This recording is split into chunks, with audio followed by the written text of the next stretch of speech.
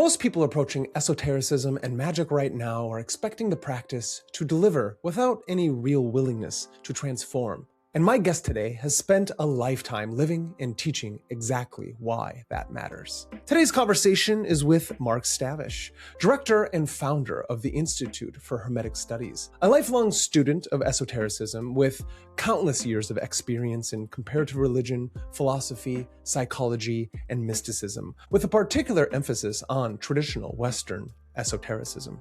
He's a graduate in theology and communications, holds a master's in counseling, served as director of research for the Philosophers of Nature, and is one of the leading authorities on Hermeticism working today. His book, Egregores, is essential reading. We cover what happens to a culture when God dies and we're left to manufacture our own myths, how media has hijacked the imagination and replaced genuine initiation with fantasy, from Harry Potter rituals to the manufactured mythology of conspiracy. What chaos magic actually means, and why it's being thrown around so carelessly from the occult community all the way into the political spheres. Why esotericism has become a do-it-yourself project, and why that is quietly destroying people. And why without tradition, without a teacher, and without serious reality testing, you will never understand why your life is the disaster that it is. As Mark puts it, you have to dedicate yourself to a path. There is no other way. And then within that path, dedicate yourself to helping others in it. This is MagusintheMedia. And if this is your kind of conversation, hit subscribe, like the video, and pass it along to others who are ready for it. Now, let's begin. Welcome back to MagusintheMedia, and today we have a special one. We are joined by Mark Stavish, who's a longtime student and teacher of Western esoteric tradition and magic, and the founder of the Institute of Hermetic Studies. Mark has spent decades working within the currents of Hermeticism, Alchemy, Rosicrucianism, and practical mysticism. He is an author, and I highly recommend everyone going out and reading and buying all of his books. A few of the books are going to be The Egregores, the occult entities that watch over human destiny, as well as many, many others that really help give people the practical situation of how to live their life and break free from any of the confines that they have found themselves in. Thank you, Mark, for joining us, and welcome to MagusintheMedia. How are you today? Thank you. As fine as one can be on these surprisingly cold February mornings. Well, by now afternoon, but yeah, we're good. Yeah, exactly. No, it is cold, but that helps us. It helps harden and to work our ways through the world. I think it gives us a little bit of character. I do want to ask a nice beginning question for those of you out there who may not know yourself. You are the director and founder of the Institute for Hermetic Studies. How did you find yourself in that position and getting into such a thing? I don't know if that's a long story or a short story. And a short one is there was a conference out here, presentation that I hosted for the Philosophers of Nature, a French alchemical organization, the American branch of it in the 90s. And from that, some people were interested in a study group. And then we developed a study group known as the Wyoming Valley Society for Esoteric Studies, which is always nice because when you throw the word esoteric in there, particularly back then, it kept the real crazies away. And someone had to use a dictionary to find out what the word meant, and most were too lazy. And I kid you not on that. I have been quite serious about that. So it was a good way of filtering things out. Nice, somber title like that. We had a really nice turnout from New York, New Jersey, D.C., the regional areas. So people were driving on an average 2.5 hours to attend regular meetings. And that just grew. And as it grew, we formalized it as the Institute for Hermetic Studies at some point. And well, there you have it. That's the short version of it. And then it just kind of took off. So nice. Well, what is it then about the Hermetic Studies that really fascinates you? And what do you think it can do for just the modern individual trying to understand their own myth and meaning in the world? Well, just, be a bit pedantic on that. It can't do anything for anyone. It's what they can do with it. And I think that's a really important point because we have created for ourselves a kind of heavily mediated or curated notion of esotericism and occultism, in which it acts in a very mechanical kind of fashion. And we see that increasingly with the orientation towards demonology and demolatry, which is incredibly ironic, given that I remember quite well the satanic panic of the 80s and late 90s, that, we're not devil worshippers. And now you are. So it's like, there's so many ironies involved. But the point is that, and if you're not laughing at it, you don't understand it. You don't get it. You go get an education, then come back, okay? Or a sense of humor, or both. Because both. Because there's so much irony going on right now. But that reality is one in which people then, and I meet them all the time, people who really get in way over their heads with this notion that practices are safe, or that they can do this, or that these things will serve them. And it's simply not that way. So we have to say, what is it that I want to get from this? And many people want to get more stuff. They want to use magic as a way of mediating their experiences with duality without even understanding what that means. I want a new girlfriend, I want a boyfriend, okay, I understand we need those things, or want them rather, but what is it you want for the long term? And that's when we get into this notion of the mystical experience, self-awakening, illumination, theurgy, apotheosis, whatever we want to call it, but that notion of becoming more. What does this have to do with my becoming? And probably the easiest line is from the Corpus Hermetic, which is, make yourself unto God, make yourself like God. Well, what does that mean? Well, that's the path, understanding what that means. How do I make myself like God in my fullness? So that's the short answer.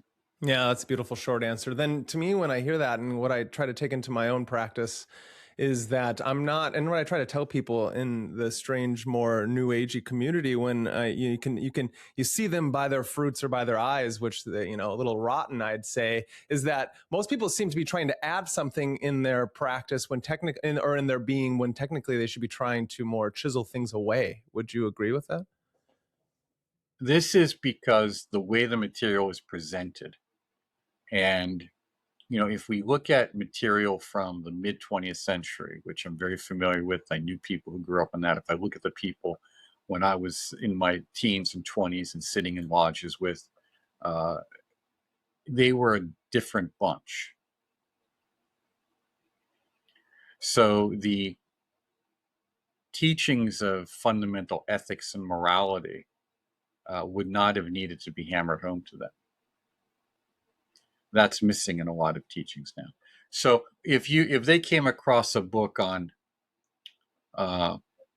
developing your psychic power, like Murphy or Sherman, Harold Sherman, any of that, the fundamental ideas in there would be understandable to them and practical.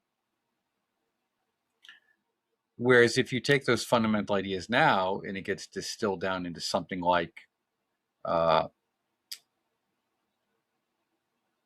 was that wonderful book, The Secret? There it is. And you distill those same ideas down into the book, The Secret, you wonder why people's lives are getting destroyed by it. Well, because it's a different group of people. They don't have the same ethics. So if we look at classical studies always started with ethics. And what's the thing too many students don't want to learn? You join the Golden Dawn, and everyone gets on my case about this, except people in the Golden Dawn who talk to me about it, is the Golden Dawn doesn't really have a philosophical foundation.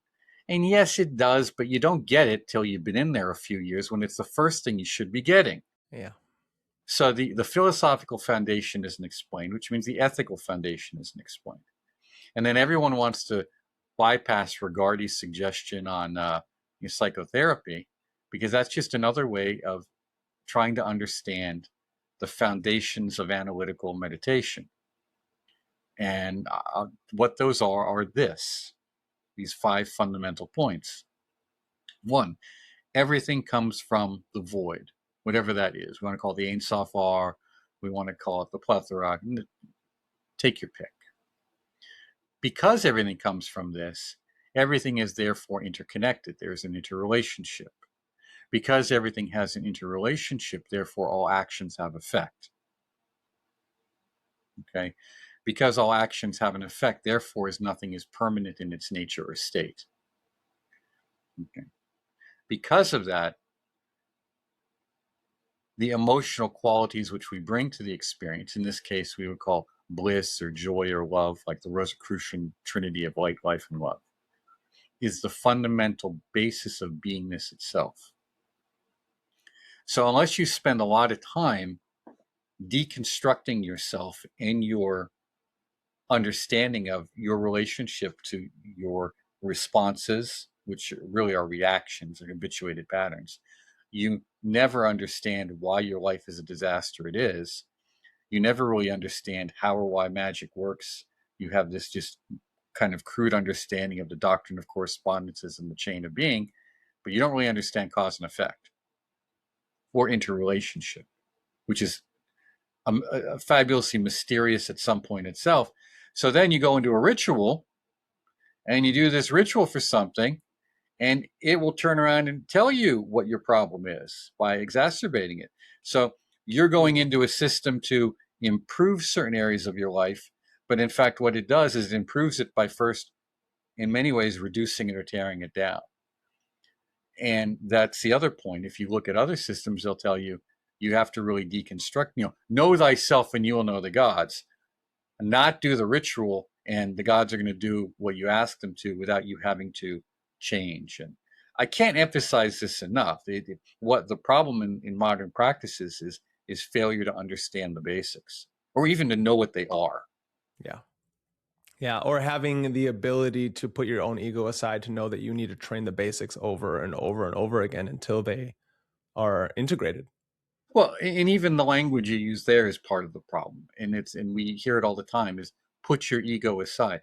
I can't put my ego aside because my ego is whatever I identify with. Yeah. When we talk about ego, we're talking about how I interact with the world, my sense of self constructed for interfacing with the world. I can't put it aside. I can only transform it. I can only integrate it so that my sense of self is no longer completely concerned with this three-dimensional reality. And so that is the whole process of that 5 steps or 5 things which I just pointed out, is the transformational process of self. And then the ritual takes that and builds upon it and amplifies it and builds, or the meditations and builds a feedback loop, or in alchemy, the literal laboratory work. So I can't get rid of my ego. Right. I can't take it out and put it over here. Yeah, I can't put it aside. It's an expression of my own mind. So until modern systems have a good understanding of what mental training means, or mind training, and focus on ethical training, you just, at best, you're going to stumble your way through, and at worst, you're going to find your life is far worse than you wanted it to be. Yeah, that's brilliant. I do completely agree, and that's something in my own practice and training that it even comes out just chatting with you, and probably all the time, unless somebody calls me on it, is how important the language we use, not only for self-talk, but when we're just in conversation, and how many different abstractions we use and different little trips we find ourselves on while we're in conversation, and we don't get a good feedback loop back from somebody else. So I do appreciate that. I also think it's interesting how we were talking before, but we don't know what happens after the whole idea about God being dead in our world. And it's kind of really important that we do get with that, because that's something that came up while you were chatting, when we were talking, is that, like, now what do we do in a moral landscape where God has died? And we did it. Yeah, that's a great one because I was giving a presentation to several Masonic bodies, and these were all the regional leaders, and they had asked me to come talk, and I did, and I said, okay, where does this organization fit in a post-Christian era? In where does this organization fit in an era of spiritual but not religious? I said, now we're not a religious organization.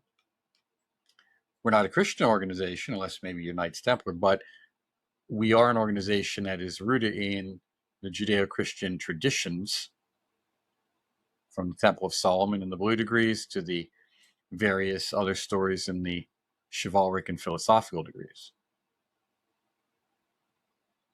And this was a bit of a shock because they didn't really think about this. And a lot of organizations don't really think about it. A lot of traditional organizations. And when we talk about this notion of God being dead, when we say God died at Auschwitz, and then maybe it was just a slow lingering death after that. But we often recreate God in our own image. Now, as I said, the Hermetic says we make ourselves like God, but really we keep returning the favor.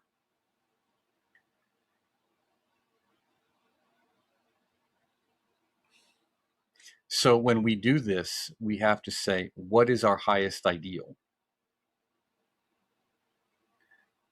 And if that ideal does not have a metaphysical reality, what we might call an archetype, and not an archetype reduced to a psychological jingoism, but a genuine reality of its own,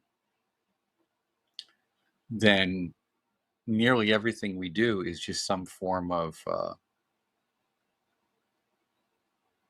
either psychological manipulation on ourselves or others, or even delusionary. Because our practice should take us to, or at least in theory, should be aimed at allowing us or helping us to understand reality as it is. As they say, as Jacob Bima spoke about it, or any of the great Wayang mystics, or even any of the other masters, what is ultimate reality? And if we want to call that God, that's fine. That's all right. But we have to recognize that we are doing things that put us in contact, even if these energies are deep within ourself, they are not limited to ourself. I must do the practice for my own illumination, for my own awakening. But I cannot do it, and I must do it by myself. But I cannot do it just for myself. And that's another aspect that is creeping in, is that without the ethics, there's what we see. For those who understand the analogy, people are approaching magic as if they were doing some kind of highest tantric practices, but with a Theravedic view. Interesting. Can you expand on that for those who don't understand? They want the universe to do what they want it to do for them without any concern for others or understanding that it even has an impact on others. And I don't just mean human others. I mean in the visible dimensions. You have to understand these are about relationships. So if you look at the tree of life, where's the first path that everything really comes apart? Is the path from Hod to Netzach, the blasted tower. On the most basic level, that's saying you don't know how to have healthy relationships. Yeah. And actually, we can see that, I think, everywhere in our society today, that not only can we not have healthy relationships, it seems like society is breaking apart the family structure. It's breaking apart the institutional structures. But the biggest one, maybe not even the biggest, just another large one, is it's breaking apart the own structure with your own personal self, right? That like people don't even understand, or we can't even use the same terms anymore without complete disagreements and, a complete disruption of our society. Who was it, Disraeli, who said, define your terms, gentlemen, it saves a lot of argument, disagreement. He said something to that effect. And that's why I always say we have to define our language. And that's even true in traditional systems.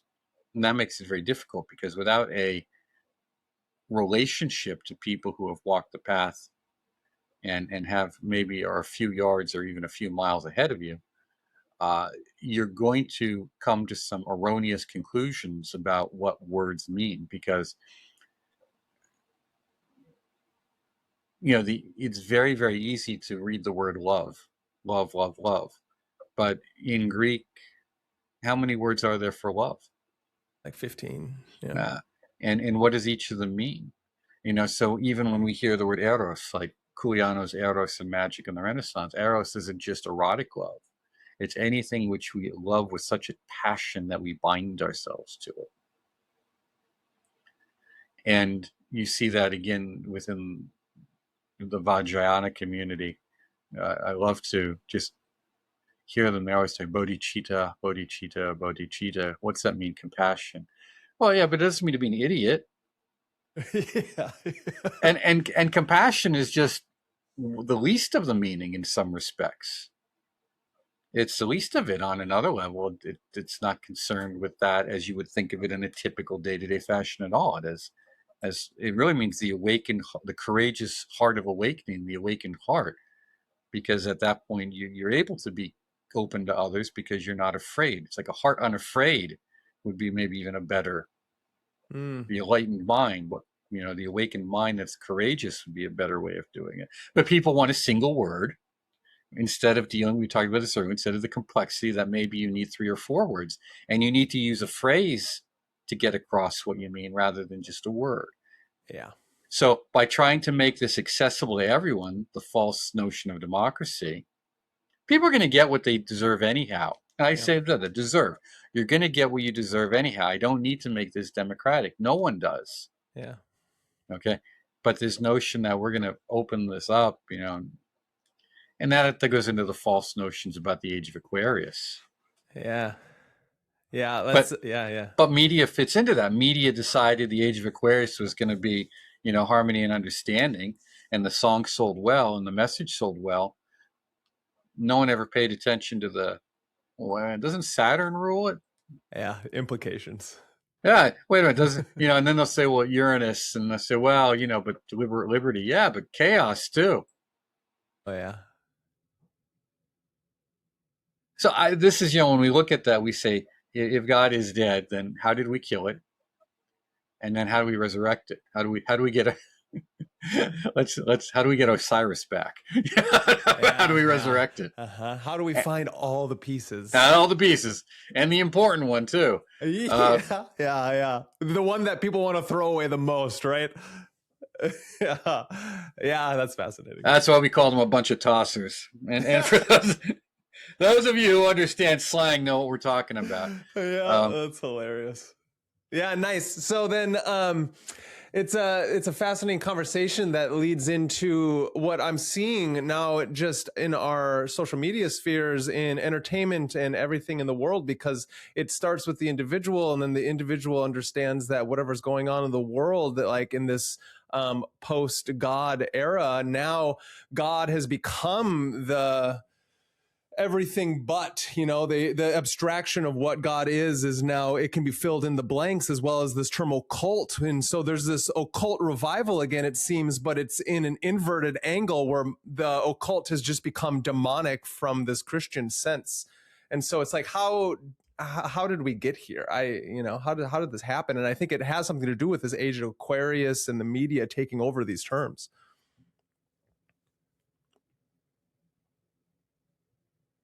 It's really funny because we went from a period in which, I'm sitting in front of my boss having to answer questions that are, and I have to point out to him, are fundamentally illegal for him to ask. Knowing that just because I've taught a class on tarot symbolism, my career just got derailed. We go from that, to now far too many people want to be celebrities. So we have the TikTok phenomenon, which is a Chinese psyop. They don't allow it in there. It's highly regulated there. They don't allow it. So we go from this ease of access. It's kind of drowning in too much water kind of deal, without any sense of controls or responsibilities. We go from having to make difficult access.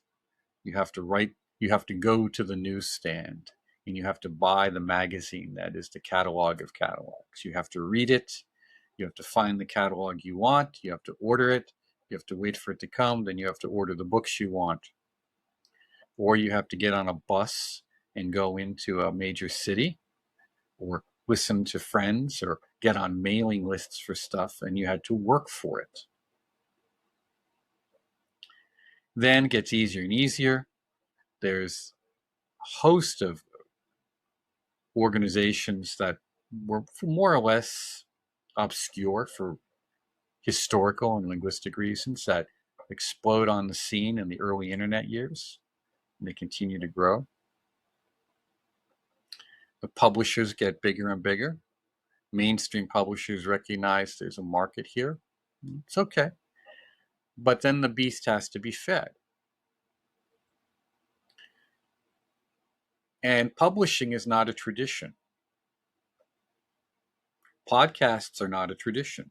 Mm-mm. I mean, this may be informative to people, but this isn't a practice. And it's not connected to a tradition. So it's infotainment. So things are reduced to infotainment, and publishers never ask you, does this work? They only ask, how many copies will it sell? Yes. And that's even the best of them. And I say this, and this isn't to condemn the publishers. It's just the reality of it. And then you get folks who, now it's easier because you can POD stuff. Print on demand is far easier now. Now it's acceptable. But now you have a lot of folks who, they want to write their book. I mean, I've been doing this has almost a decade of experience. So we're going to say that's more than 6 years, but less than 10. Right.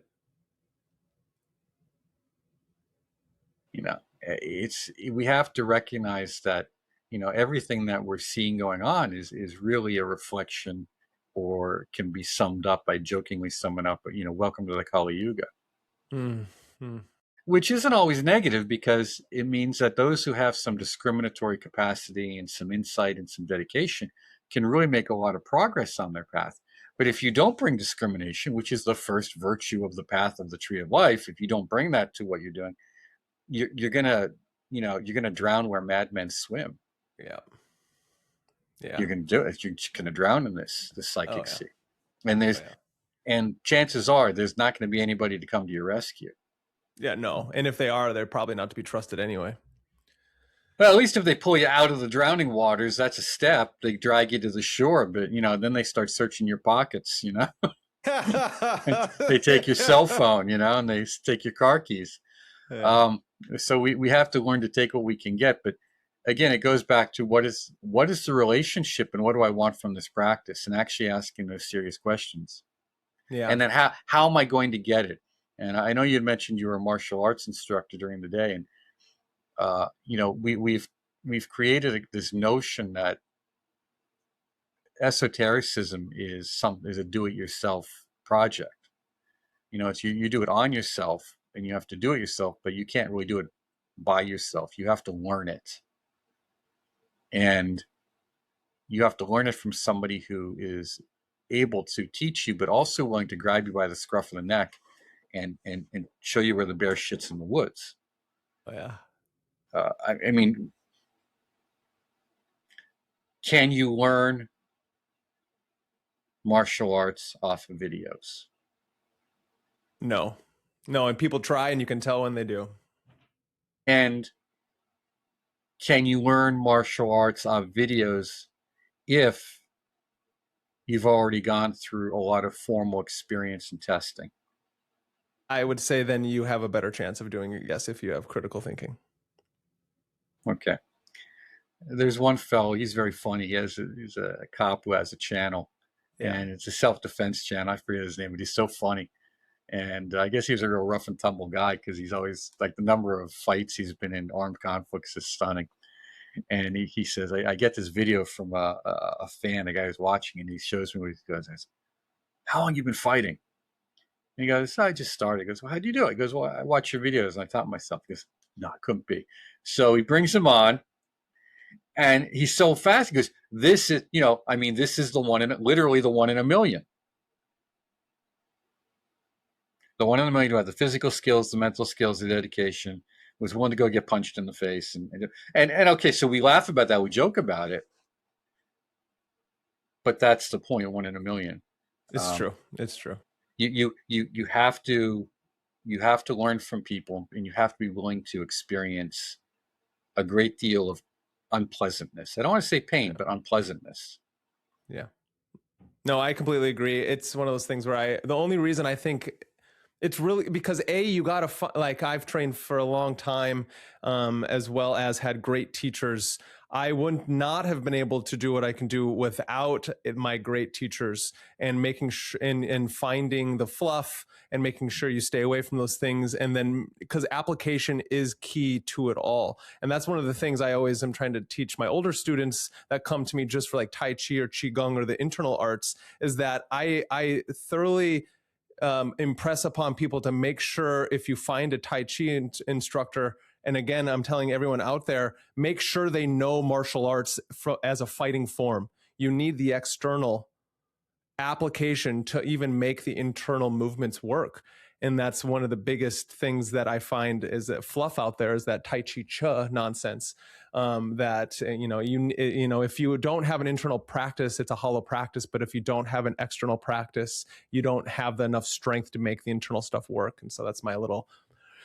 That relates to, because most people are doing some form of ritual magic, so that's why I'm focusing on that. Of course.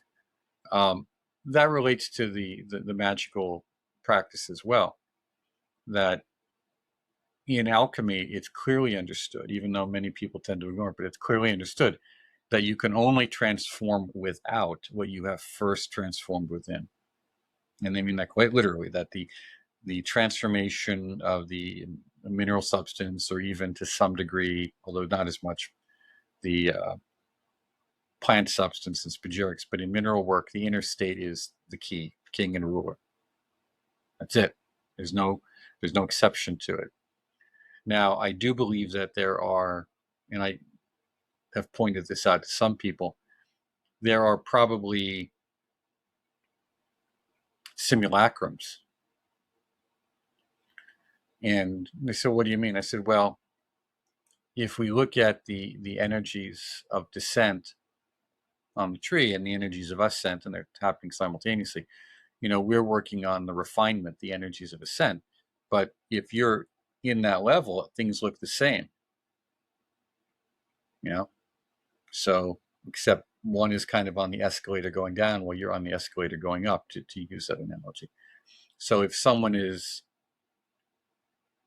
on the level of experiencing the energies of Tifereth, that awakening of Tifereth, they have the healing qualities and potentiality of, we'll say, Christ. But then the energies is sent to someone who else has the energies we call them Antichrist. But that's why it's said that the Antichrist can perform all the same miracles. Now, let's move it down to something more easily understandable that we experience more in daily life. The levels of Yesod, the levels of Hod, maybe the levels of Netzach, those energies as they're coming in, or just terra firma here. We'll say call that Malkuth. Malkuth doesn't care if I'm a nice guy or a bad guy. It treats everyone the same. So we have to recognize that our inner state is what this is about, and then it is not reflected in the outer world. It's like it's a mirror. We use those terms like it's showing us like a funhouse mirror in distortion what we need to work on or how we're doing. Yeah, that's a good way to put You it. know, the mirror. You know, I remember different dojos, and some of them would have loads and loads of mirrors, and some of them for good reason. Others, Yeah. it was the guys were always just staring at themselves. You know, Yeah. and it's kind of funny because what it does is it shows you what you're doing right and wrong if you can recognize it. If you can recognize it. If you can't, it's still going to reflect, but you need someone to tap you on the shoulder and say, hey, look at your knee, look at your elbow, look at your chin. Stop staring at yourself and look at the rest of you. Yeah. And it's the same way in esotericism. That's why whenever we hear about the great saints or the great solo practitioners, you know, they didn't just come out of a vacuum. They came through systems. And that part is missed. They were all formally trained. Even if that formal training was within a family situation, they all had formal training before they went out on their own. Yeah. Yeah, I think that's a great point for everyone to understand is how important those systems are, which is then what leads me into, I guess, a kind of a question, or at least a topic, is that how we live in a world where people want to call themselves chaos magicians. And I want to hear your take on that in comparison to what you've just been talking about. Because chaos magician has been used in multiple terms, not only towards the 80s and 90s, all the way back into Austin and Osmond Spare. And then you get the Grant Morrisons of the world and the Peter Carroll, you know, who then wrote books on it. But now people are calling chaos magicians all the way up into the political spheres of your Bannons and your Trumps and your things, and, you know, all the people who are controlling that. So I am very intrigued on what your opinion is through your experience. Well, and you know, with Austin Osmond Spare, we're back to king of the tossers, right? I mean, let me just say, you know, as I said to a friend of mine last night, I said if that really worked, my experiences in junior high would have been very different. Yeah, that's good. That's hilarious. Yeah. Let's have a little reality testing here, right? That's the other thing. Alchemy is a reality testing. It lets you know if you've actually transformed anything. Magic doesn't unless you have a practical basis for it. But if you go into the practice before the inner transformation, you really run a chance of making things a lot worse for yourself. So when we look at chaos magic, theoretically it works. In practice, you're always doing it. It's nothing special. Why? Because your mind is chaos. Most people do not understand, you know, order out of chaos. The motto of the Scottish Rite, order out of chaos. That chaos is our own mind. Now, we could look at that as primordial chaos as well, the origin of being of things, whether you want to call that Dharmadhatu or whether you want to call that the void, the plethora. Again, what else? What other words do we have? The Ein Sof. Well, actually, it wouldn't be Ein Sof, would it? It won't be a Keter. Yeah. You know, because now we have the point. So now we have something. We have something happening. Yeah. But even there, that's just people arguing over philosophical points when they haven't even experienced their own, you know, what was getting in their own way. So I think if we look at chaos magic, it's the nature of our day-to-day mental experience, because psychic forces are always acting for us, just that most people don't know how to direct them. They haven't undertaken the training of their own mind. So they don't even know what's happening. It's all unconscious. So when we do magic, we're not really doing anything different. We're just doing it in an organized and aware fashion. And that's difficult for people to grasp. That's why we look at these phrases, they're thrown around so tritely, you know, before enlightenment, chop wood, carry water, after enlightenment, chop. Yeah, it's not the same. We're saying it's the same, but it's not. So then we get into statements like, nirvana and samsara of the one taste. That's maybe, what do we even mean by that? You know, we could say eternity and duality are of the same taste, of the one thing. Well, there we're back to corpus hermetic, or the emerald tablet, to accomplish the work of the one thing. And what is that? That's to bring order to our own mind and to our own lives. Otherwise, things are just like some great, wonderful interstellar burst, and just, asteroids and things crashing into one another, but nothing really comes of it until something creates or develops or whatever experiences enough of a gravitational field to begin to stabilize itself and stabilize some of the debris flying around it and formulate maybe a star or a planet or in a solar system in the universe.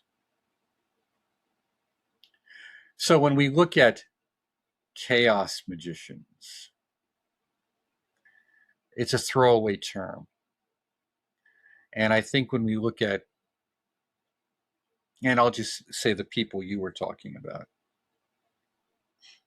are they chaos magicians, or are they magicians creating chaos? Mm-hmm. And is it really chaos, or is it just that they're stirring the pot? Mm-hmm. And people are becoming aware of things that are fairly unpleasant. Mm-hmm. Or now they're aware of things and they're forced to realize this may be true, this may not be true, this may be a mix of truth and lies. And now it's really unpleasant because I don't know. Before I thought I knew, now I don't. Mm-hmm. So did they really create chaos?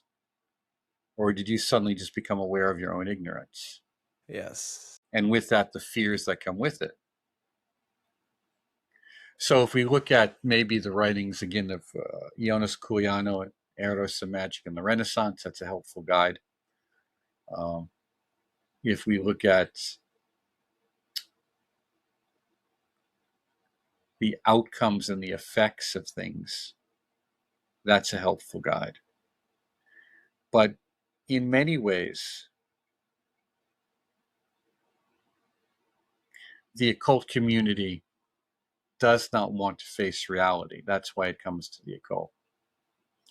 And it gets very upset when reality is placed before it.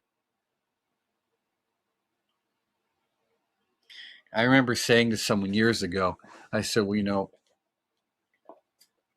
it's fascinating because Ronald Reagan is really a very good president, typical of the age of Aquarius.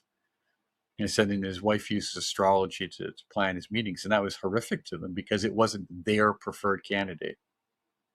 Then I pointed out that a candidate who they really should have been backing, William Scranton Jr., the junior or the third? No, the third. Lieutenant Governor of Pennsylvania, one of the great heroes of 3 Mile Island.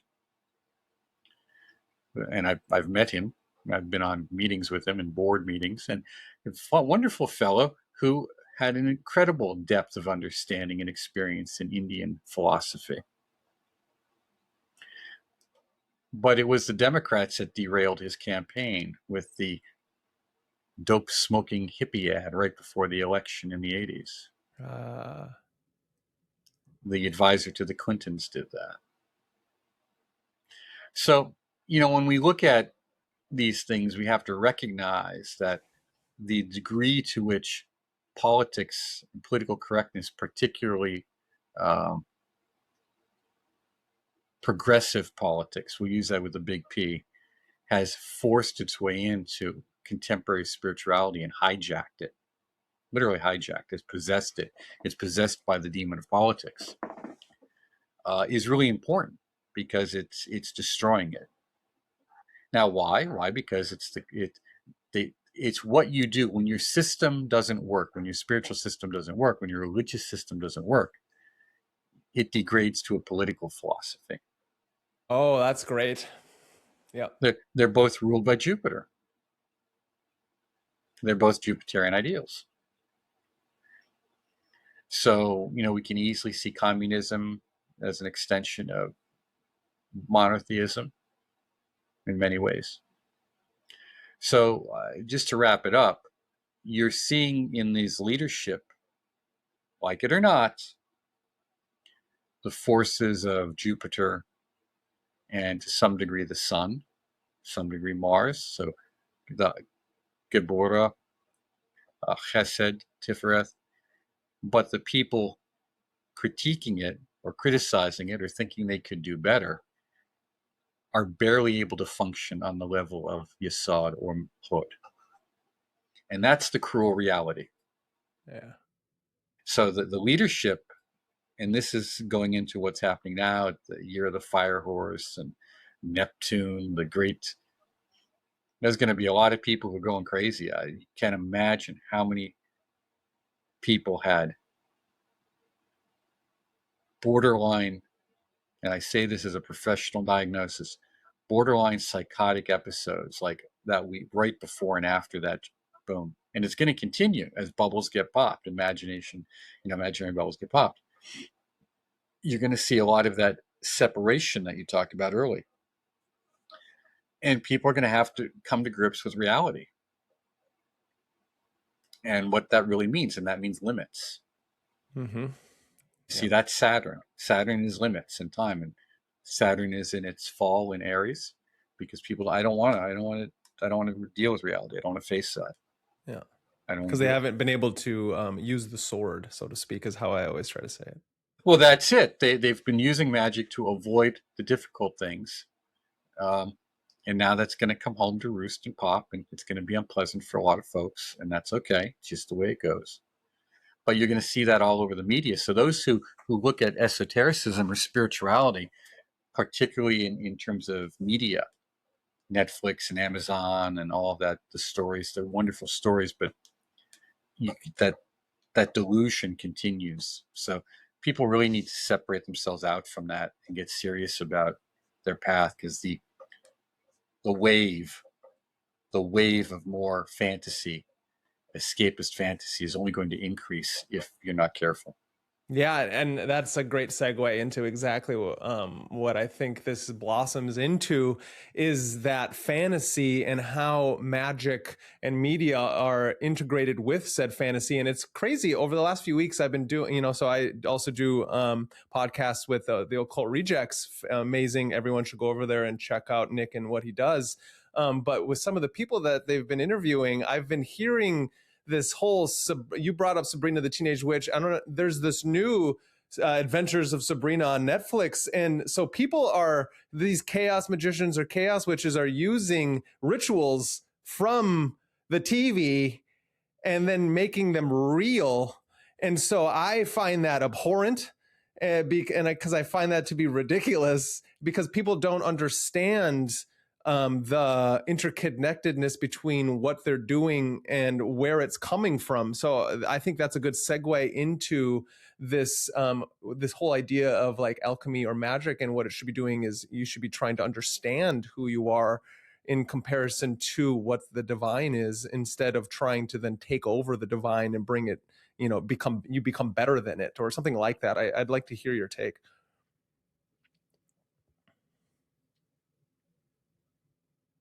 One of several friends of mine who are associated with the Institute were also members of a particular well-known, well-respected order. Very, very nice folks. And they were noticing changes that were unpleasant. And one of them told me how one of the lodges decided it was going to do a series of rituals and practices based around Harry Potter. Now, the notion here is that there's so much energy being directed into these figures, these imaginative figures, these archetypal figures.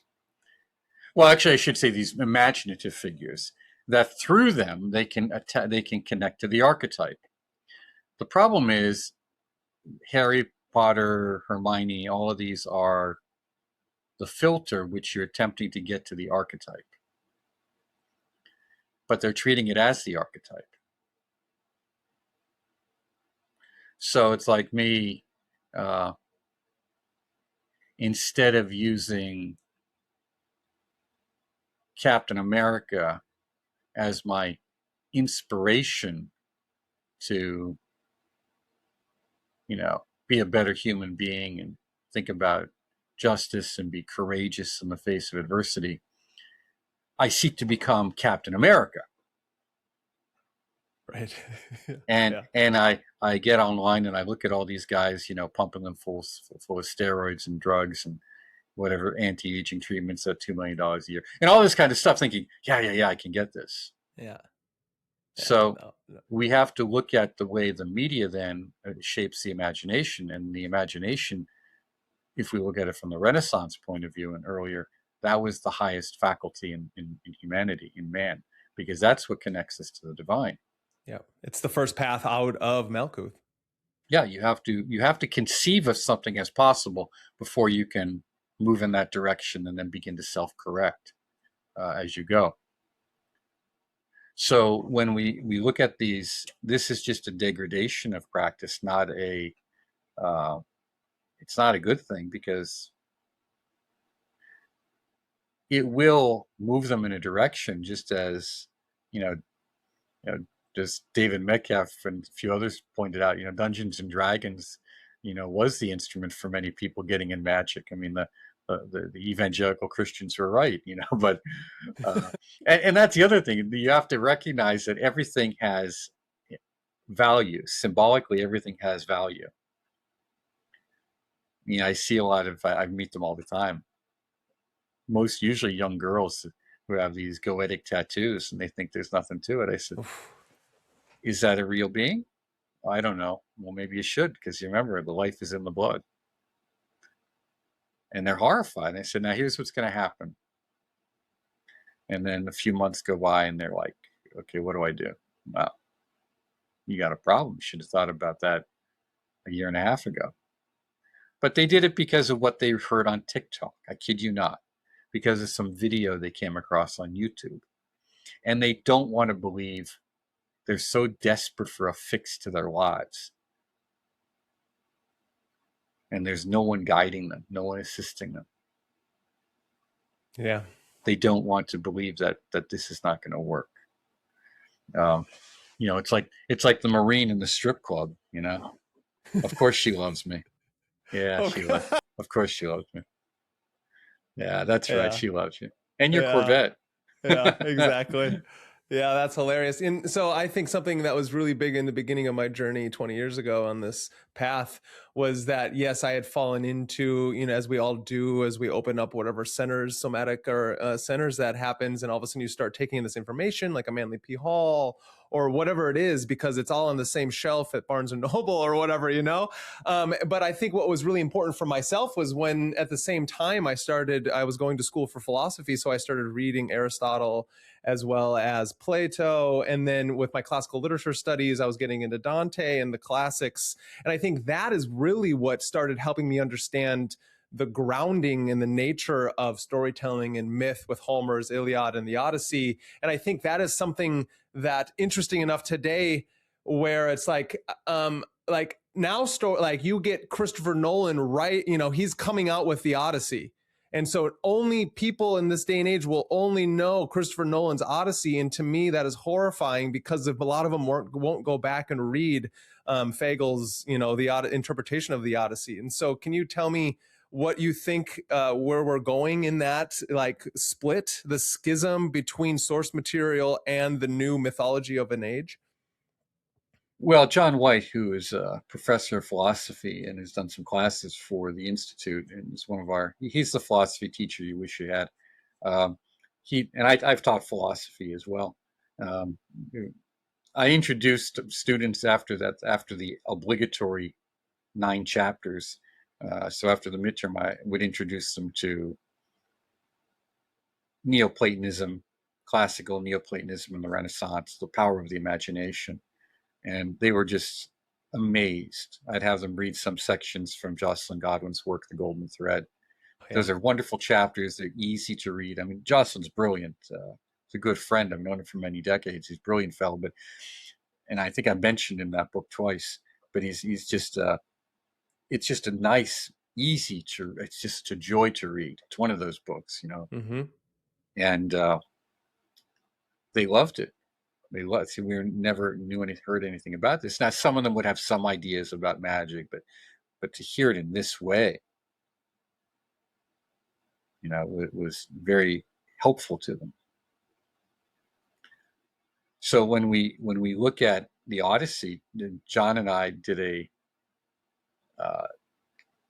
YouTube chat, and you can look at it, Conversations from the Edge, I think it is, over at the Institute for Hermetic Studies YouTube channel, where John and I are talking about the Odyssey. And I jokingly say, John, the new Odyssey's coming out. I'm looking forward to seeing it. I said, but I remember that old one from the 80s or 90s. It was really early 2000s. It was a spectacular film. It was said to be a very good rendition. And I said, who was in that? And it was like, I said, and Isabella Rossellini, Bernadette Peters, and who was the other one? I said all these spectacular women were in it. I said, I said I think I might have even learned some Greek mythology too. But it was we joked about what does it mean? What is the story telling us? And he'd say, I'm not really even sure. And he's a philosophy professor. But let's analyze it together. What could this be saying to us as an initiatic journey? So then we look at it. Okay, Odysseus doesn't really want to go on the journey. He's forced to. The gods only really help out when they have to. He's got to put real effort in it. He keeps losing men. As he loses men, he becomes a better man. So these are aspects of his own psyche that he's getting control over. He could have ended the journey earlier, but what happened? His men opened the bag or something, or the case, and the wind's the psychic energies. As we saw, the winds of psychic energies blow them back off course, back onto the journey. So we discussed it, just kind of what our understanding of it was, what some of the symbolism could mean. And then I said, and here's the thing, for those purists out there who want to say, that's not the meaning, this is what you said, that's not the way the classics worked. What was the meaning I could get out of it? That's how the classical studies worked. So people say, well, what about chaos man? Well, no, that's not a chaos man. We're trying to understand it within a cultural context. We're trying to understand it within our own experiential context. We're trying to understand it within a symbolic context and integrating those for meaning, not just find a definitive meaning as if we now know it, or just have it all, let's make it up as we go. We're trying to find how to get these pieces together in our own self. So if the movie helps them understand that there's something here for them, who is, see this? No one didn't do The Green Knight. There's another fellow that did The Green Knight. If that helps them, that's fine. But if it just stays at that and they never really get the push to read one or more good translations, just to read it, just to have it in their head, then that literature loses its value, and then so does the path it represents. And we have to keep that connection alive. The path isn't just our journey to becoming. It's our journey to becoming in this whole context of what it means to be human on this planet and the whole history and culture that we are embodying in the journey now, and then leaving for the future, which is a critical point, because we have to look at what are the institutions we're building for continuity. Most occultists don't care about that at all. They don't think about it at all. They think it's always been here for me. I've always gotten it from Amazon when I've ordered it. Why wouldn't it be here in the future? Right. Well, guess what? if there's going to come a time when it won't be available. Now, that doesn't mean it'll go away completely, but you may just find yourself so awash in infotainment, that you no longer can tell wheat from the chaff. Right. Especially because you haven't trained your critical thinking skills and ability to use reason or the sword. Right. And then say, okay, what is foundational here? I mean, come on, have you ever met a fighter who won every fight with some spectacular out-of-the-box move? No, not at all. Every time they all win from foundations, basics. Now, they do them exceptionally well, but you can see that was, You say, wow, that was a really good fill in the blank. I say, how do you do that? Because in theory, it should be simple. Yeah. Theory, it should be easier. I do that. Why does it look like that? I do that. Why doesn't it have that effect? It's the same way in the inner path, in the inner journey of esotericism. What's your foundation based upon? Is your foundation based upon your knowledge of your inner being, in how you sit in your own inner being, your own self of self, and then things work from there? Or is it based upon this? Oh, I'm desperate. I'm needy. I need a better social circle. I need a better, I need this. I need that. I need. Yeah, that's disgusting. And it's the nature of the human experience. That's why we see in the Corpus Hermeticum, make yourself unto God, and it goes through this litany of things to do, to imagine and visualize. But if you sit and think, I am nothing, I can do nothing, I'm a worm, what can I do? Right. That's self-flagellation. Self-flagellation, yeah. Yeah, it's terrible. Understand you're in pain. No one comes to the path because they're happy. That's fine. But now, let's work on that. Yeah, no, that's beautiful. Then that kind of moves me into something we were speaking upon before, is that where do we stand in this day and age where it seems like new myths are trying to be made and yet old myths are being left behind? Can we have a new myth in the age of occult culture through Hollywood taking over the imagination? Is that possible? Well, the question is, what is a myth and what's its purpose? So we always have a new myth. You just turn on the news, you've got lots of myths there. What's their purpose? The Epstein files are the new myth. And what I mean by that is,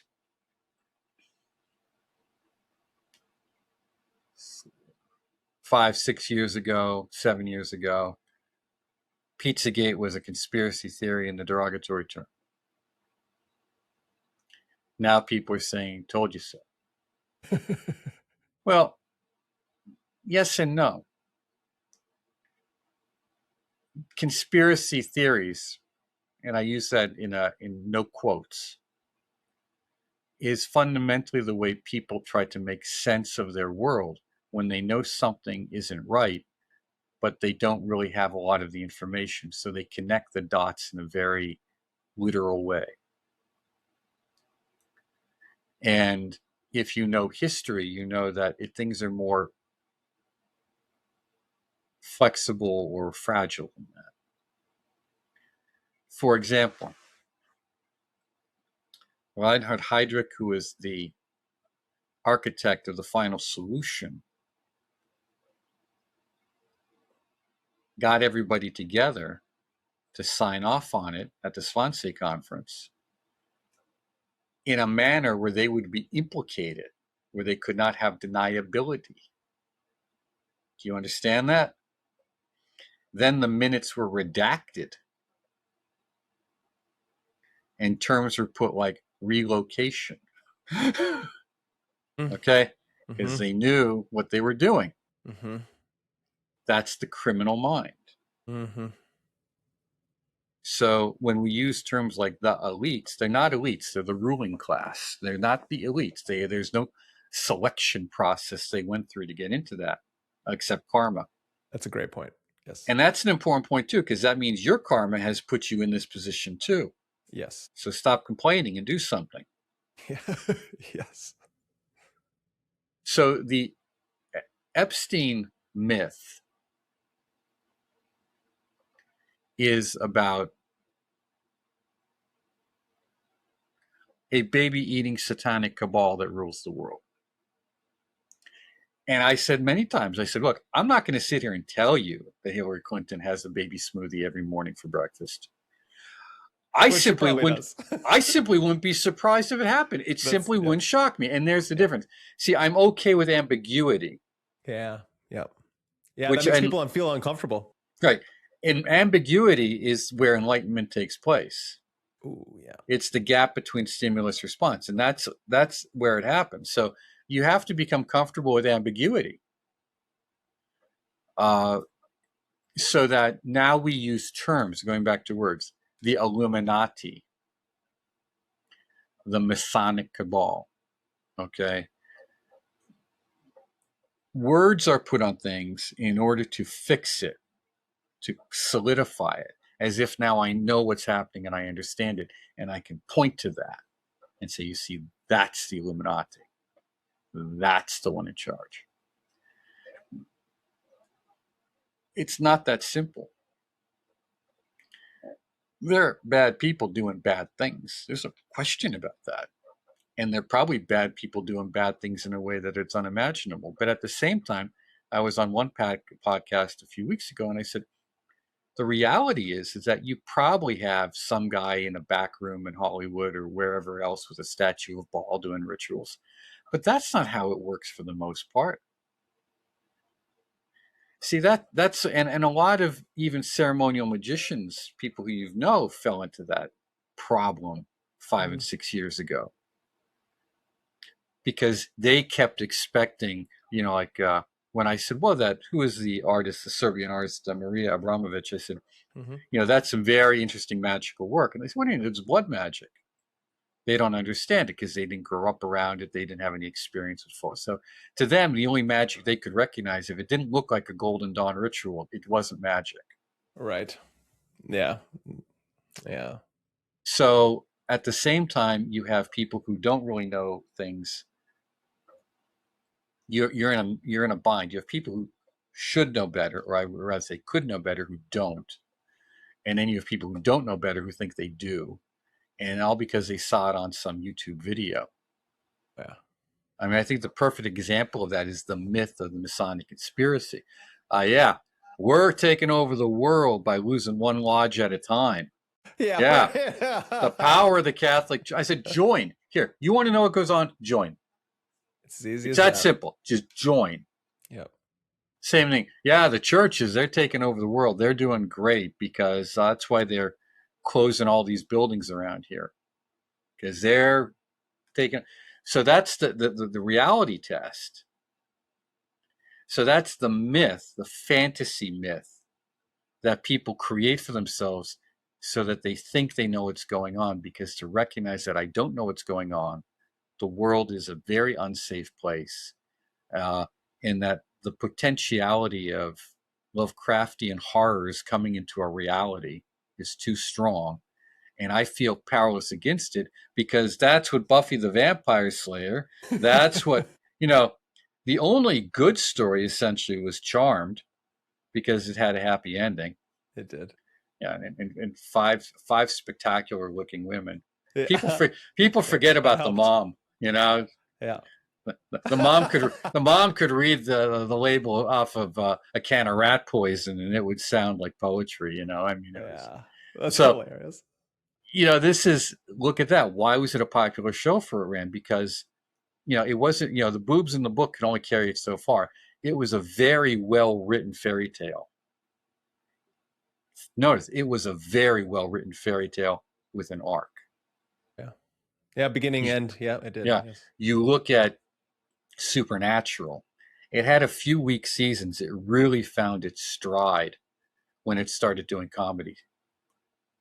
Their best episodes are when they're their comedic episodes in many ways, or the musical that they did at one of the. Right.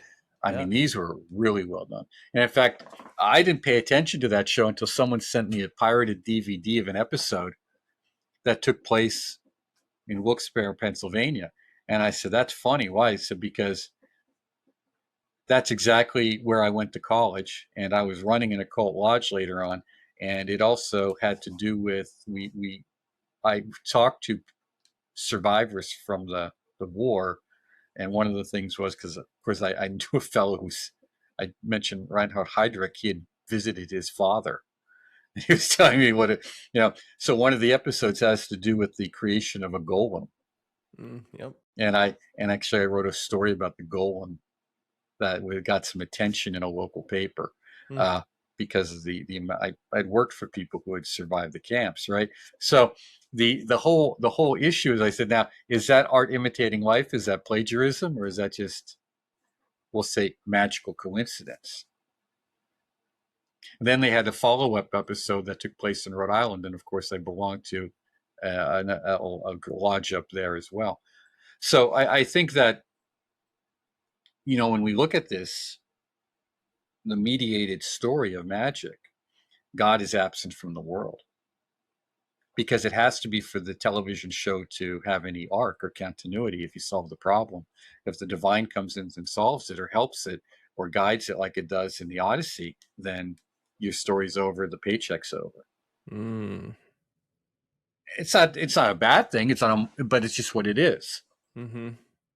Yeah, But the volume of entertainment overwhelms the volume of information and practice. Yeah, that's a good point. That it seems like God or the divine isn't anywhere, and if it is, it's in the small inklings of the hero's journey, where it's like the call to adventure, and then it goes away. You have the initial hero needing to finally leave its homestead, and then from there on, it's up to the sorcerers of the storytelling arcs to figure out how to get people to keep coming back to the story. Or God is dysfunctional. Or God is dysfunctional. Explain that. Well, like we see in Supernatural, God just becomes dysfunctional, and the angels are untrustworthy and cruel, which, right, the invisible has its own agenda. I wrote an essay, why angels can be douchebags. It was my first essay with a kind of, we'll say, scruffy title just to get attention. And that's the other thing. To get people's attention now, you have to be too often crude or vulgar. That's the roughness of the age. That's the roughness of the age. And we see too much of that in the aggressiveness and the hostility among so-called leaders. I say so-called because they're not a good example of leadership, which means they're not a good example of practice, which means no matter what they're telling you about so-called ritual or any ritual, don't listen to them, because what did it do for them? Yeah, it made them into the douchebag they are. Yeah. Yeah. And you try to help them or try not talk nicely to them, and you just get a lot of insult. But that you also see in the same folks, and I've noticed that going back to what we said earlier, that also followed the arc of the last 15, 20 years. And you could see the arc of a lot of them. That's when they began practicing a lot of Goetia, a lot of demolatry, making their brand, their public brand is, I do this edgy kind of magic. Yeah. Yeah. And then you'd even see how they then mix in. They try to mix in the and I'll use the technical term, the more wrathful aspects of Vajrayana and Tantra into it. It's interesting how a lot of folks will try to use their tantric empowerments as their claim to authority in Western esotericism.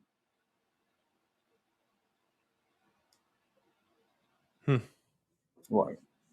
Yeah. Why? Well, part of that is because they know people will recognize that. Just like my spell check will recognize the spelling of Bodhisattva, but it won't recognize any of the Latin I type in there. So that's a cultural issue, which goes back to, again, how people are presented with what constitutes spirituality. But that also shows that we recognize, in theory, that those systems have some level of credibility or accountability, at least in theory, and accountability. In reality, not really at that level. It's your oath and whether you keep your vow. Okay, which is another point we'll get to. Western esotericism, for the most part, doesn't have any method of accountability or credibility. Okay. It just doesn't. Yeah. Why? Yeah. Well, there's no equivalent of a geisha degree. Right. Yeah. Okay. That's true. That's very true. And now you have now the problem is all of the practitioners want to have their academic support and accreditation as if that's going to give them credibility. And Right, when and the academics don't want them at all. they don't want. Look, I have a bachelor's degree in theology. I have a minor in Yeah, philosophy. I've taught yeah, philosophy. yeah. I have a graduate degree in counseling. It was all very helpful and useful to me. For this, yeah, But and yeah, very very helpful in keeping me focused. focused. But that's not practice. So you got to find practice. So how do we have accountability on the practice end? And that's where we get into accountability is through relationships. And are you keeping your oaths and obligations? Now that's a technical term. In tantra, tantras would be your vow. Okay, what is your vow? What is your tantric vow? And there's a variety of them, and that's basically your promise. I promise to do this and act in this way. But an oath and obligation has to do with ethics. Goes I back promise to the to beginning. act. I promise to act in this way. Well, why? Really, for myself. The ethic is for me. It keeps me. It helps me know what to do and how to perform under certain situations. Yeah, So we joked earlier, whether it was recording or not, like dealing with people online. yeah, Someone said, "Why do you do that?" I said, "Well, because most of the time it's okay, but some people are really very terrible to me. But it allows me the opportunity to test my patience yes, I agree. and respond in a polite manner. Because by responding politely, I'm helping them to understand that you don't have to behave poorly, but I'm helping myself understand uh, I can behave nicely and intelligently uh, to people who I don't really know what they're going through. I don't know what's in their head. I don't want to assume the worst. And that's the other part of how are we treating others? What are the assumptions, the guesses we're making about them? And not in a naive and stupid way. Yeah, yeah, Let your experience be your guide. If someone is acting in a yes. threatening manner, they're threatening. Don't be stupid. Yeah, yeah, exactly. Yeah, If someone is overly solicitous and overly nice, yeah, they probably want something. But when someone is clearly confused and ignorant, treat them the way you would want to be treated, because there's no harm in that. yeah. Yeah, and it's also very similar to then what we keep talking about with the order of chaos is that like in those moments you are finding order from the chaos of somebody's own inner demons. And if you can stand amongst on your own foundation because of your own practice of being able to handle all four elements, you then are seeing philosophy in action. It would That's it. And you're dealing with your own inner demon. that right there. Yeah, nice. And that's the other thing. People think those demons are just inner. Well, the inner demon is the most important one, because if you conquer that, then you can stand amidst the outer ones. And there are real outer ones. And they're real. And what we're seeing today is the creation of demons.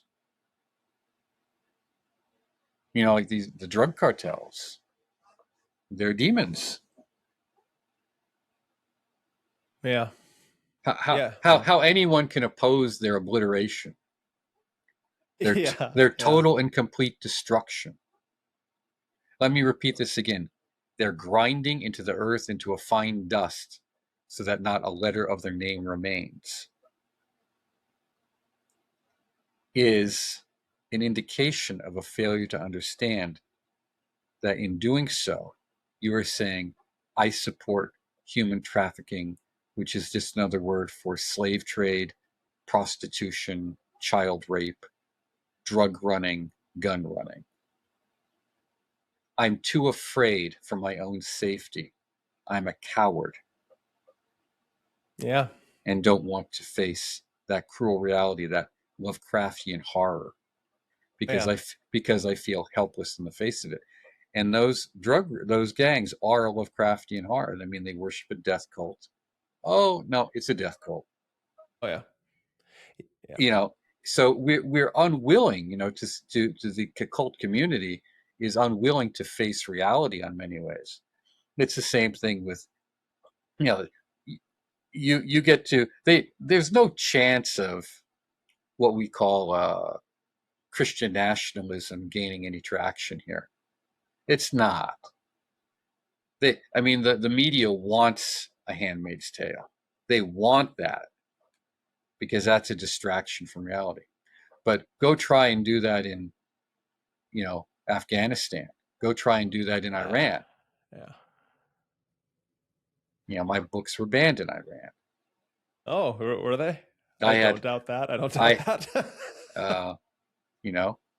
Well, Freemasonry, one of the first things they did was executed the Masonic Grand Master. Uh-huh. Oh, wow. See, yeah. they don't really understand. I remember the Satanic Panic for what it was and what it wasn't. What it was and what it wasn't. And I had an inside view because I was asked to communicate with and instruct police departments and social workers, and it was just a mess. It was a mess beyond all imagination because of what wasn't available and because of who was controlling the message. And it was a strange mix of evangelicals, feminist social workers, and media. Yeah, the Mockingbird media. Yeah. Yeah.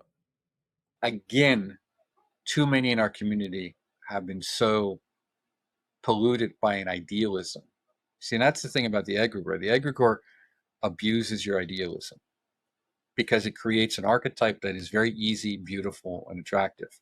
Mm-hmm. This is the way the world could be, should be, ought to be.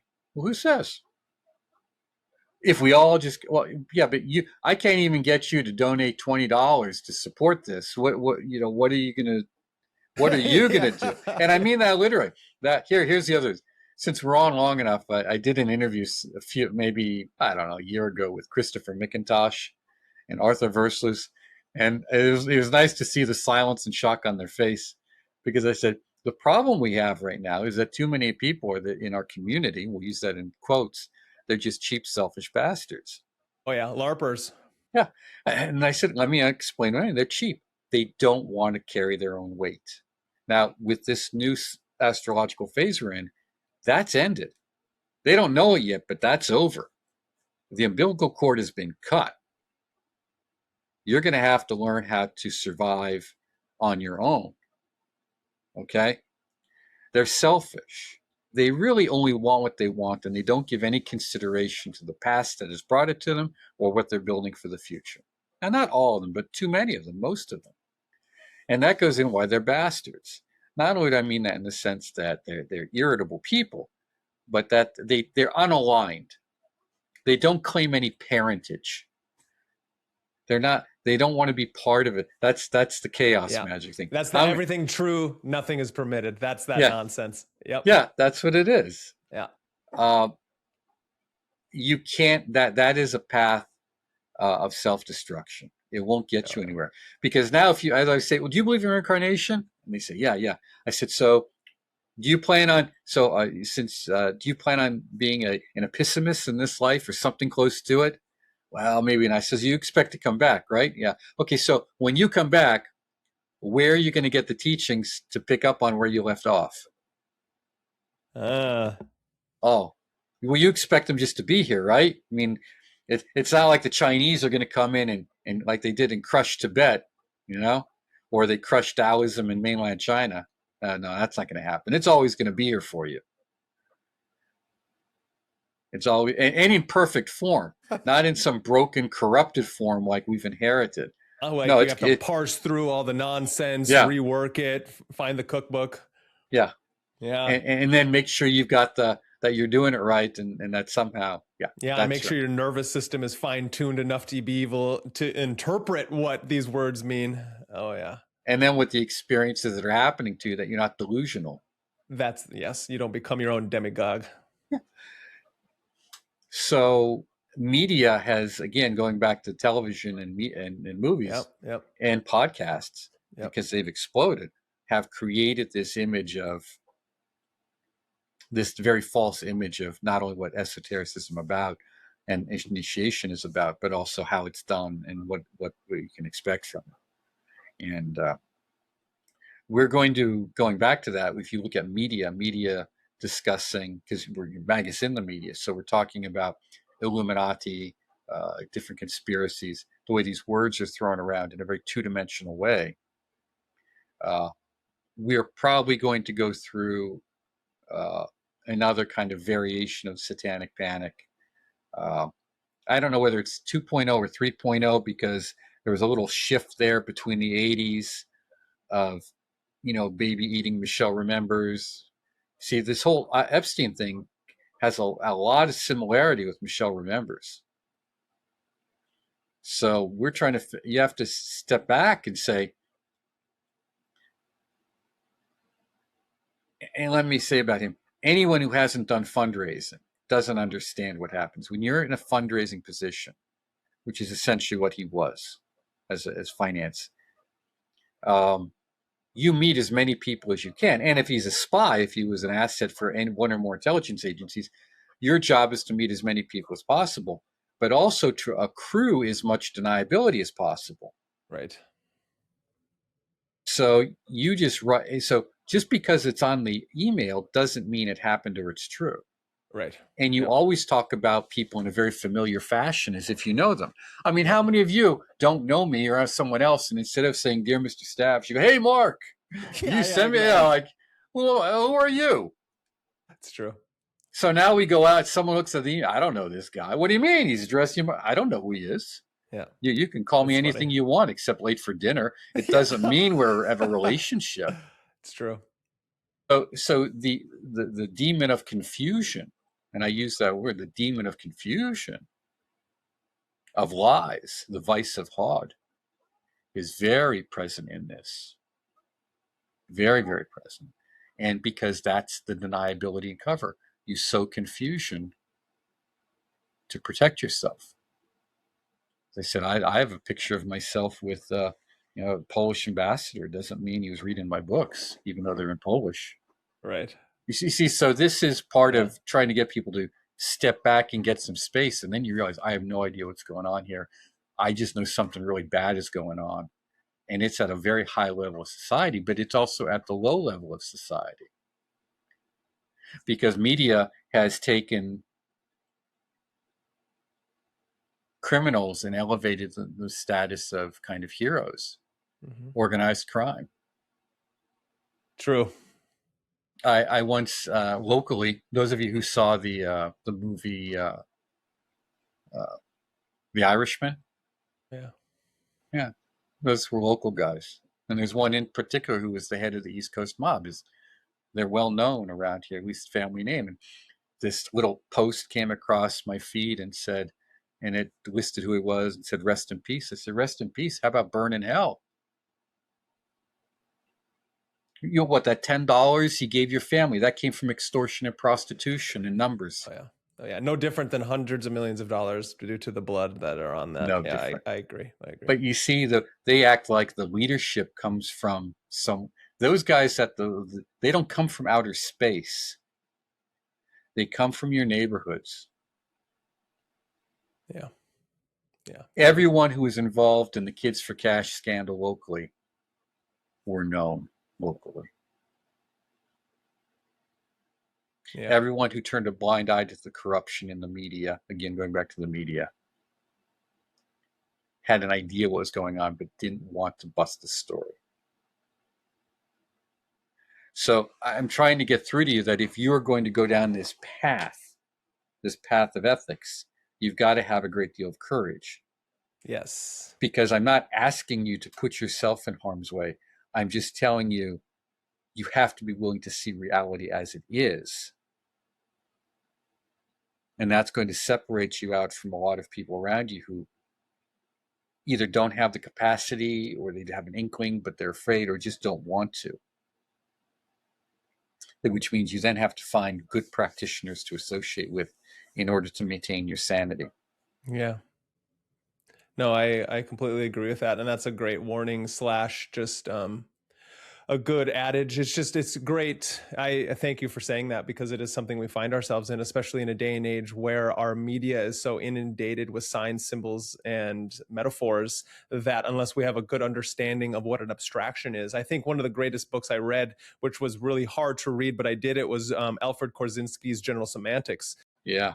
It Yeah. was so important, and I did get it through watching and reading all of Robert Anton Wilson's books, who no matter what, I find him to be really important in my own journey. But Korczynski's understanding of what is the concrete and what are these abstract terms, and I feel like with how Marshall McLuhan's books of The Medium is the Message is really important too in all this, is that we are being inundated at all times with media, no matter where you look. Our phone is attached to our hips. There are TVs everywhere, like in a Philip K. Dick world. We're constantly being monitored. And so it's one of those things where I find it's really important to hone your own nervous system through these practices, figure out what the symbols on the wall are, right? The shadows on the wall, detach ourselves from the cave and get out of it as fast as possible. But at the same time, understanding that there are good myths and then that there are this dark sorcery of Mockingbird media being put out into us. And so I just really want to ask you, what does that look like, and how do we parse ourselves out to understanding the mythology and the archetypes from the dark sorcery that we're being inundated with at all times? Well, that was one of the questions that came up on the conversation with McIntosh and Versus, because they were looking towards, I forget the fellow's name, I believe he's an Argentinian author, who wrote about the uses of magical realism to plant the seeds for a future myth, future civilization, society, culture, future culture. Yeah, was that Alejandro? I believe so, but I'd have to check. And I understand that, but I also say that's not enough, because the seeds have to fall on proper ground. You have to till the soil. Yes. I am not just Johnny Appleseed throwing stuff out. I till the soil. Yeah. Otherwise, I don't eat. I water the soil and take care of the plant. And that's very demanding effort and work. And that means people will see me taking care of my field. And they will wonder, what are you growing in your field? And I will have to protect it from the scavengers and also from the wild animals and the parasites. So it's just not simply a matter of, I'm going to create great ideas like artists, I always joke with artists about artists because it's easy, it's easy. Yeah. We love art, we love beautiful things, but that's not enough. You need money to make it happen. Hence the term starving artist. It's not enough. So we have to recognize the total integration of all those spheres on the tree, not just what we're comfortable in. We have to bring all those qualities within ourselves to bear. And that includes a great deal of courage and optimism. Now, this is where it's easy. We see a lot of the cynicism and the criticism in the communities, among the occultists in particular, the magicians, because they've pilloried themselves to the pillar of severity. They've just chained themselves to it. It's easy to be overly intellectual and cynical. And in fact, it's fitting, because at that point, you're mercurial, which means you're a permanent adolescent. Like Peter Pan. Yeah. Well, not even worse. You're a little better than Peter Pan, because at least you're somewhat intellectual. Right. You're not just a lost boy. Yeah. Peter Pan was almost kind of like more like the permanent fantasy poet boy. He hadn't even developed his intellectual capacity at that point. And I think, who was it? I can picture his book. Who was that Canadian psychologist? Jordan Peterson. Jordan Peterson. He did a piece on, Peter Pan and his being the permanent. You see, and we're back, and it's fitting. We're back to the permanent wanker again. Yes. And that's not. And it's important, because the mediation and the vision and what it does to the psychic centers is we're inundated in a culture that is strangely hypersexualized, and yet at the same time through political correctness, hyper Puritanized. Mm-hmm. And you can see that in the young men today. A lot of them are just terrified of women because they're just afraid to say the wrong thing. Yeah, right. And I'm not kidding there. I see it all the time. It's true. When the women want you actually to say the wrong thing. Yeah. Or when they do, yeah, then there's, and but we're going on 2 generations of that now. That's a serious problem. So is there any surprise why you see an obsession with porn, you see an obsession with gaming and extended adolescence into the 28, 30 now, why you see an unwillingness to have meaningful relationships with children? You've been told that children are a burden. And guess what? No children, no future. I know. It's so crazy, isn't it? But you see how what we've created is now a mediated death cult of self-absorption. The media has done that. Uh-huh. And this isn't, and then it goes with it, I can be whatever I want to be. No, you can't. Demographics and genetics are a reality. Now, I don't care what someone calls themselves or how they want to dress, but that doesn't make it real. And you see that at a time when now a lot of the backlash on things, particularly around the unwillingness to state unpleasant truths. That's part of the myths that are built. That myth of, if, you know what, it's all right if you want to go through transgender therapy. Okay, well, how old are you? I mean, if you're over 25, your brain is fully formed. This is pretty much an informed decision. It's like marijuana. You smoke after 25 to 28. The effects on your nervous system are going to be marginal unless you're really doing all this. You're smoking it when you're 14, 15, 18, 20. That's a whole different ballgame. You're telling someone who's 15 or 12, or you want to have permanent life-altering surgery that is going to require a lifetime of drugs forever. It's okay. Let's go and do this. And we don't need your parents' approval. You got to step around and say, what's really going on here? And that's where the fantasy takes over. And occultists have been a part of not wanting to admit that there are physical limits and that they matter. And Saturn comes in. But why? Because they were sold a bill of goods about the age of Aquarius. Yeah. Yep.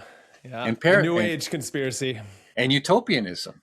And if it wasn't a communist utopia, it was going to be a quasi-communist utopia with a nice New Age spiritual glint or veneer, and we'd all sing Kumbaya and get along. Yeah, right. Yeah, forgetting that human nature does not allow that. Yeah, just ignoring what's really happening in your neighborhood. Again, okay, that's nice. You can't even run a spiritual group for 2 years without it falling apart. How are you going to run a society?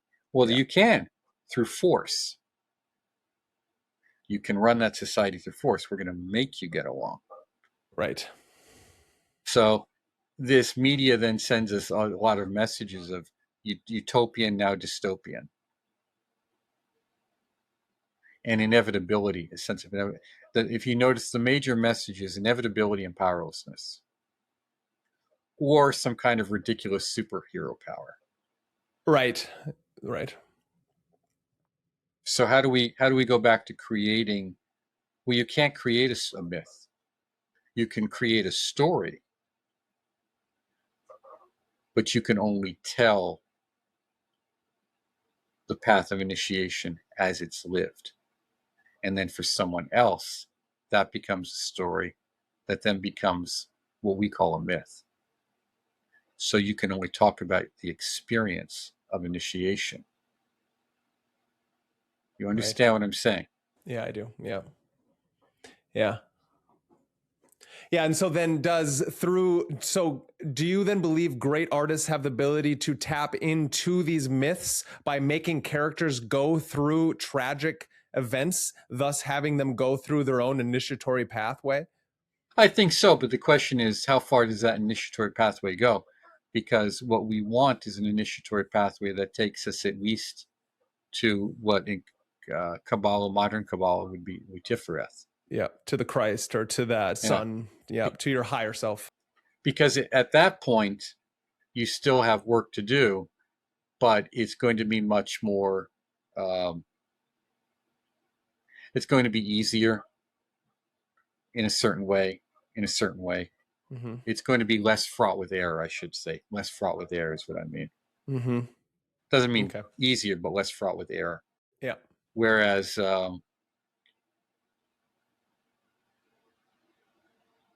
the early path is why it's called the forest of errors. You wander through the forest of errors seeking the path of return.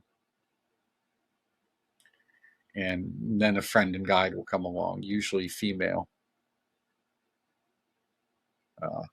And women have to be careful there that they don't take that too literally, in the sense of, remember, it's going to be better when women are in charge. just like Spartan mothers told their sons, come back with your shield or upon it. Yeah, right. So we have to really be careful about when we even have the symbolism, that the symbolism needs to be nuanced. That you have to have the nuance in it to understand that, it probably will be, like behind every great man is a great woman. There's a lot of truth to that. But what does that mean in terms of inspiration? What does that mean when we say the age of the Paraclete, the third age, supposedly the current age is the age of woman? That has a tremendous amount of both literal meaning in terms of what we see in terms of capacity and increased roles of responsibility, but it also has there's a downside to it too. Yeah, and you have to recognize, is my point, that the shadow aspect. So when someone goes into magical ritual, it is a myth of a sort. It's a story of a sort. It's a kind of that they're enacting. It's a little drama. We have to know that. Yep. But not make it a drama so that we don't understand we're actually dealing with energies outside of ourselves through ourselves. Yeah. Not just a LARPing drama. Not just a LARPing drama. Yep. And with that, we recognize that we invoke a certain energy or power, quality, we'll say, on the tree, for lack of a better term. Well, automatically, you're calling off also its counterpart. And we don't mean like, oh, if you go to Chesed, you're calling on. No, if you call on Hesed, you're also calling on what we call the klipothic or demonic aspects of it too. Why? Because only by overcoming them do you really fully get access, what we would call access to those energies. Mm-hmm. You've got to do some, got to go do some push-ups, right? Yeah, you do. Yeah, even when you don't want to. Even when you don't want to. So, like we said, why do I talk to some of these people online? Well, because it's my way of developing some patience. That's my Saturnian That's my Saturnian ritual. Yeah, that's my Saturnian practice. Yeah.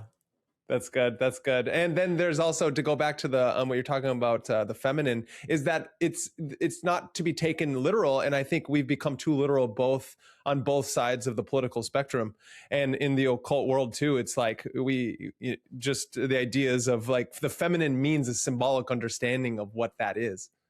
Yeah, remember what I said. What is a conspiracy theory when it's a bad one? Like Pizzagate. Pizzagate had a lot of truth to it. But if you had heard it, it reads like a comic book. It does. Well, why? Because the nuance is going to fill probably a half a shelf of books of history and intrigue and politics and finance and even in metaphysics. So we keep reducing things to the simplest method possible. And that means they become flatter and flatter and flatter and more two-dimensional. Yeah. And that means we literalize it. You literalize what is, or you go to the intellectual extreme of, oh, well, that's this. Well, no, there's bad people doing bad things, and They've got a coded language because that's what you do when you do bad things. It is. You know, Yeah. Yeah. hence my talking to you about what happened at the final solution. Most people don't know that. Uh-huh. Okay. They don't understand history, which is another reason why a lot of astrological forecasts in the mundane world are just unreliable, Of because course. if you don't understand history, you think that the time frame is much more compressed than it is. Right. Yeah. Yeah, and it's as easy as going to listening to such great comedians as like George Carlin when he talks about our degradation of the language from shell shock to PTSD. That's like a great representation of exactly what you're talking about. If we can lighten and soften the abstraction from something very hard-nosed and concrete, we can get people to now take on words and identifiers that actually aren't true or real. Yes.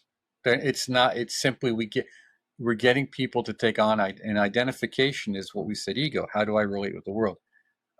The manipulator of media is unconcerned with how you relate with the inner dimension as long as you don't. It's only, and that's the demonic, that's the satanic aspect. Satan is the opposition, okay? But it's also where we get into the king of lies. So it's only concerned with how are you, but if you look at the mythology, within the Indian tantras, that's Maya. That's just illusion. That's just par for the course. That's just the game. Yeah, it's part of the game. It's just the game. So it's only concerned with how do you relate to the world, because the world it's the only thing it's concerned with. That's all it's concerned with. It's not concerned with anything else. Where is your attention going and where's your money going? That's it. And maybe, maybe your genitals. Yeah. Okay? Yeah. And you really need to wrap your head around that. That's all it's concerned with. Any attempt to concern itself with anything other than that is only a superficial gloss to default to those three. Fine. That's why even when it appears to be pulling on the great heartstrings, yeah, but it's always about me. It's going to be like, hey, look, who doesn't like a Hallmark Christmas special, right? Right. I know the flow chart by heart. You're like, okay, is it going to be this or this? Okay, if it's that, is it going to be this or this? It's a game, right? Yeah, exactly. But there, it's always about love is reduced to romance, which is just a higher form of eros.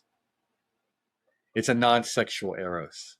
Yeah, that's good. And because there's a high misunderstanding, especially in the occult and the magic and the alchemy and just this world that we live in, is that people forget that sacred marriage is the masculine and the feminine, and then we literalize it. But at the same time, we need to literalize it because there should be a physical ritual in that marriage of opposites. Well, there won't be any future if it isn't, because that's how you make babies. Exactly. But in a techno future, in a technological future, whether you call it transhumanism or some kind of Star Trek vision of the future, communism, yeah, technology will allow us to make babies in a test tube, so we're not going to have to worry about that. Anybody, okay, but there's some metaphysical issues with that. That's how it creates psychopaths. It feels like. Yeah, we can manage everything. We can mechanically manage everything. It's, I think too, when we look at the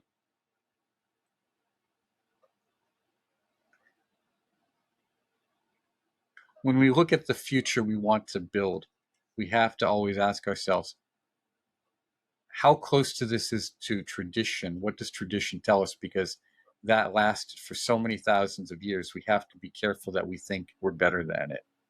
Yeah. Yes. And what are we building and passing on to the future that matters, that will be of use?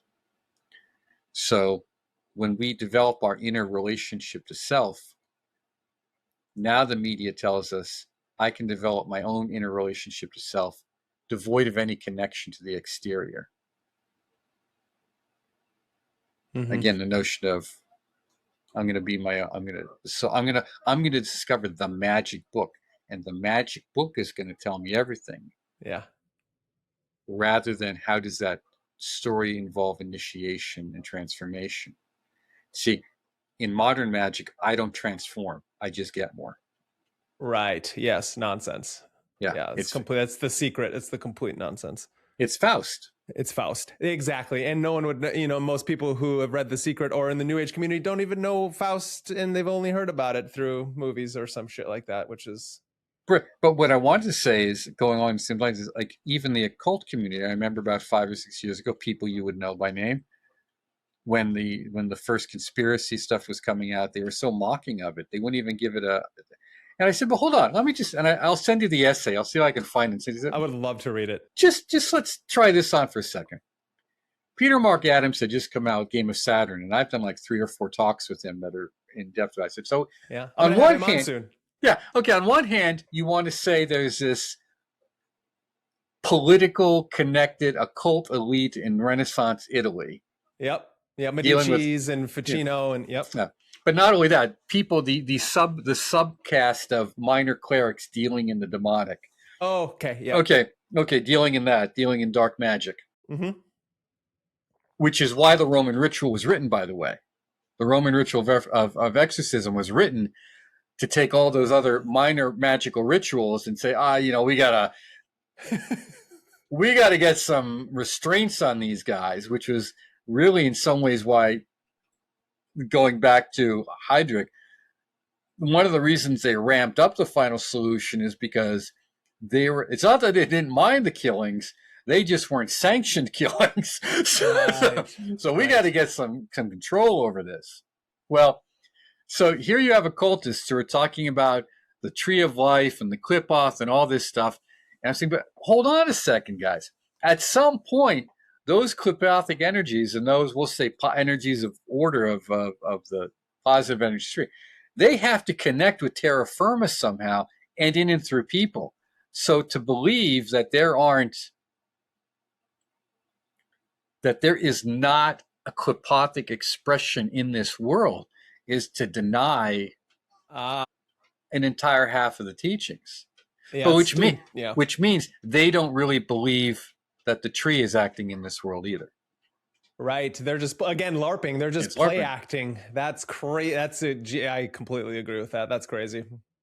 Crazy only the fact because of it's like so like in our faces, and once you see it once, it's hard not to see it for what it is. So as soon as these people start talking, you're all like, you don't actually believe what you're talking about. You're doing it to be cool or some kind of like cool kid kind of thing, it seems like. You know what I mean?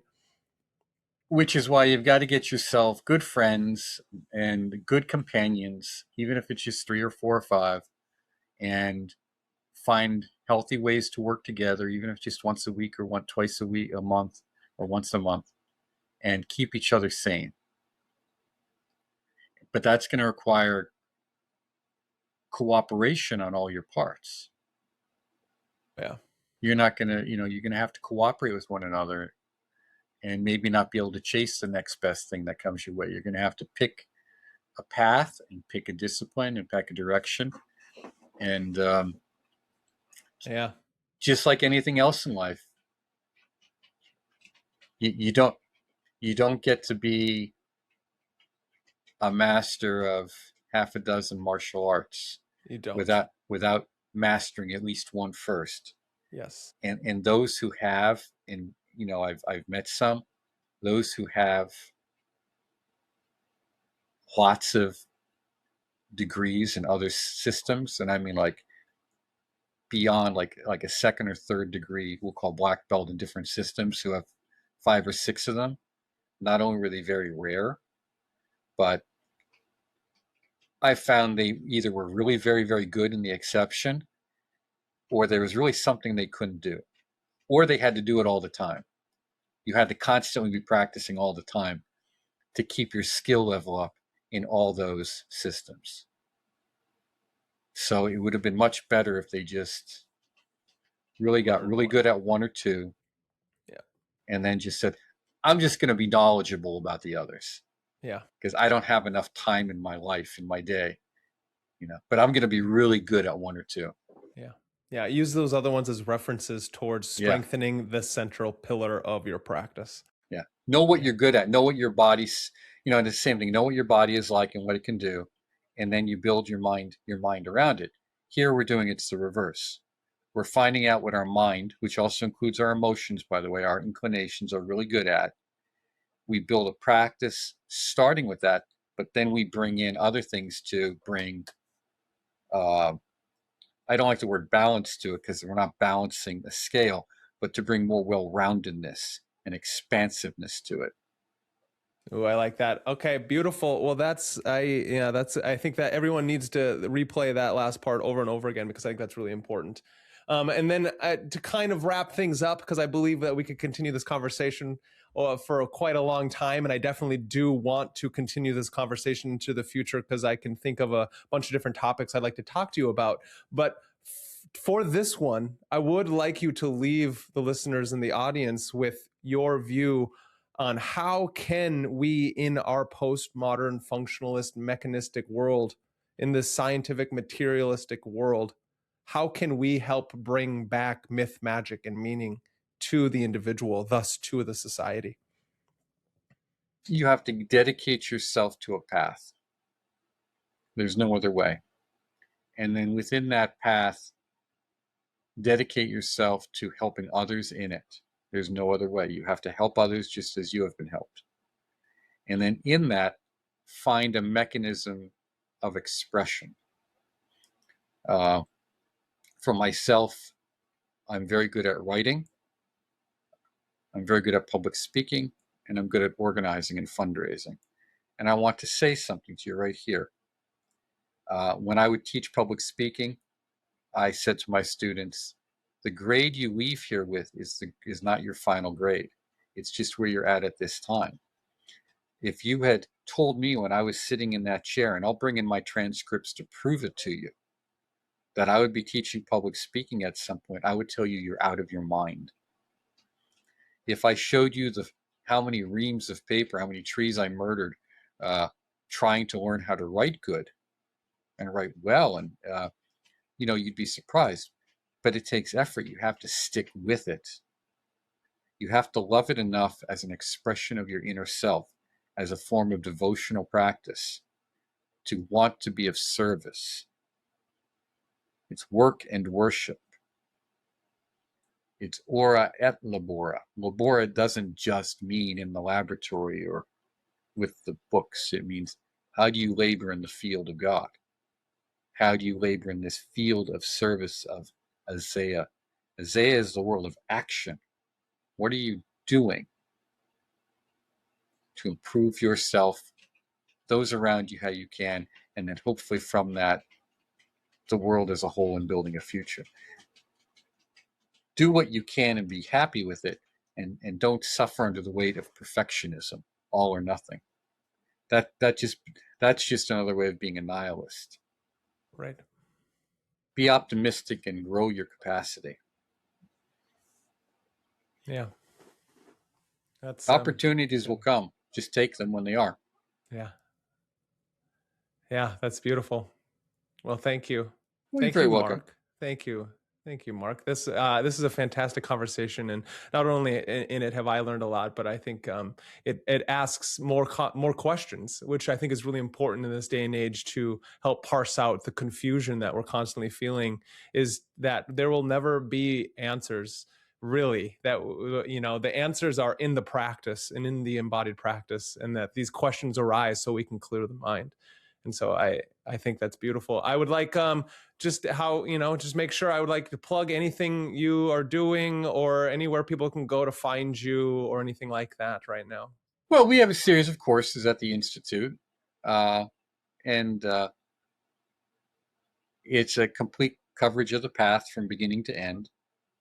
We're finishing off one of our capstone courses. Started 12 years ago, so they're available online. Our final, I don't want to say our final course, but the final one, which I have to give, will probably be sometime this year on the body of light in Western esotericism, and what that is in more detail, and different ideas around it and why it matters. And then we have instruction on alchemy and astrology, Kabbalah, ritual magic, a terrific course on New Thought and what it is historically related to Western esotericism by John White. We have an annual conference coming up in June, so if people contact us, we'll get them information on it. It's a great conference here in northeastern Pennsylvania, and we have world-class speakers. John Michael Greer is going to be one of our speakers this year, so we're going to have fun with John. Of course. Given that he has moved out of Providence and down to Silver Springs, Maryland, he's easier to access. Nice.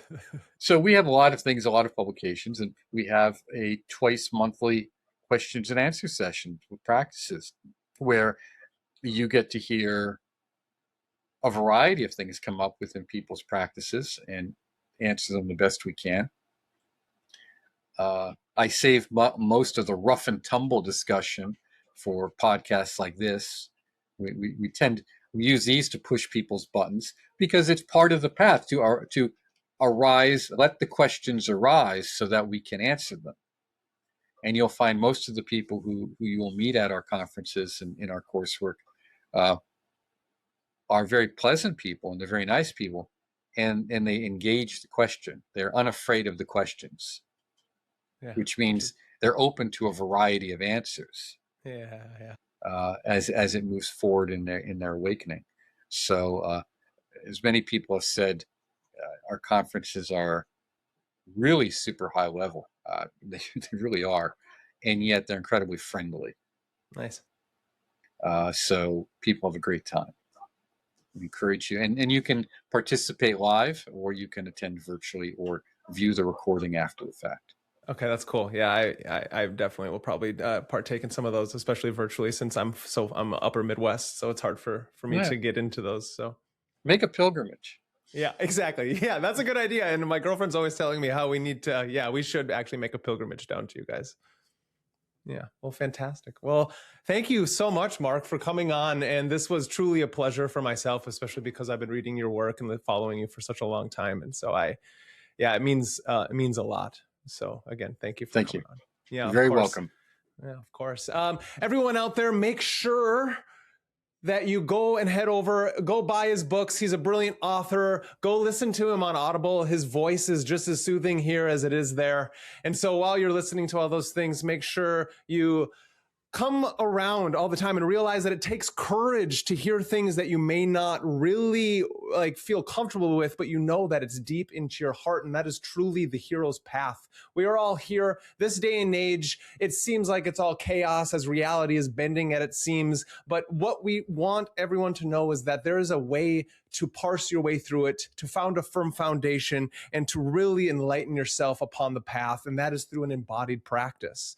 There will be so much information going at you at all times. We have to make the silence happen and understand that in that silence, we will find truth. I would like everyone to make sure, subscribe, and share, because that's how these conversations will continue to unfold. And I hope everyone has such a fantastic day. Thank you and good night.